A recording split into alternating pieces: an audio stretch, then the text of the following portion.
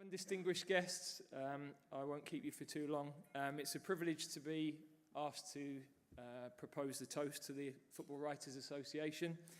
I'd echo Macca's thoughts about Pele. Of course, being born in 1970, I can't stand here and say I watched all of his games live and start eulogising. However, I think players of my generation, we didn't watch Spanish football, Italian football as the modern generation do. So how did we learn about the game? We watched old football. We watched videos of old games, and to have watched his performances, to see the impact he had on a world stage was incredible. You could see the enjoyment he took from the game, as well as the ability that he had for the game.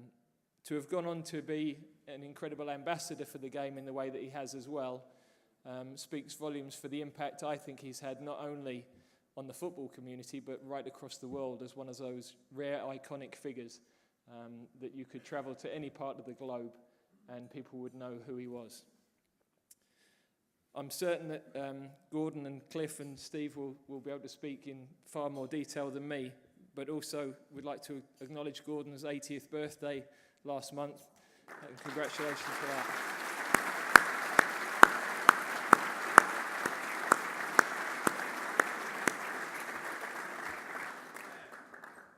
I'd also just like to take the opportunity to pay respects to Cyril Regis as well. I know lots of his colleagues in the room, lots of friends, an incredible, again, player, but also remarkable ambassador for the game. And I know the high regard in which he was held by all of the players I played with and managers I worked with.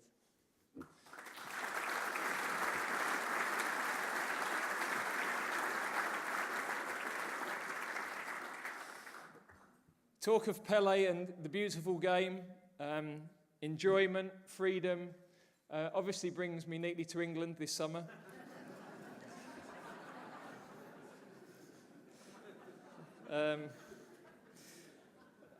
I'm, of course, incredibly proud to be leading my country to a World Cup, and when you see the incidents like Gordon's save that are replayed time after time, it's what I'm always saying to the players. You have an opportunity every time you play for your country to make moments of history that people will always remember. In terms of relationships with people in the room, I go back to an era where, as a young player at Crystal Palace, we only had the likes of Lee Clayton as a young reporter at The Sun, I think, at the time. Mark DeMuth, Joe Bernstein occasionally used to pop down and see us. If we made a semi-final or something, Paddy Barclay might appear. Then we knew we'd really made it. So, but it was an era where I think everybody felt more relaxed. There seemed to be a different relationship. And one of the things that I hope this summer is that that relationship can be better between the players, between everybody that covers the England team, that we're more accessible. We will always have those moments where things we'd like to keep to ourselves, like the team, whilst you're climbing trees to look at the training sessions, we would prefer to keep those quiet. So I accept our objectives would always be slightly different. But I think we all respect each other's roles. Certainly as England manager, I respect that you guys have a job to do, headlines to write, and we want to give you as much help as we can with that. And clearly nothing would give you more pleasure than to be able to write about us being successful. So I don't ask for anything other than the way I've been treated up to this point.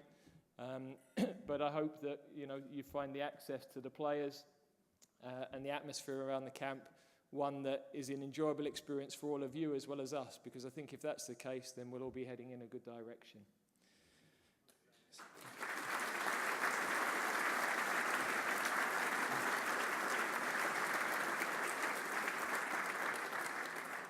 So, as I have been requested, it's the toast to the Football Writers Association.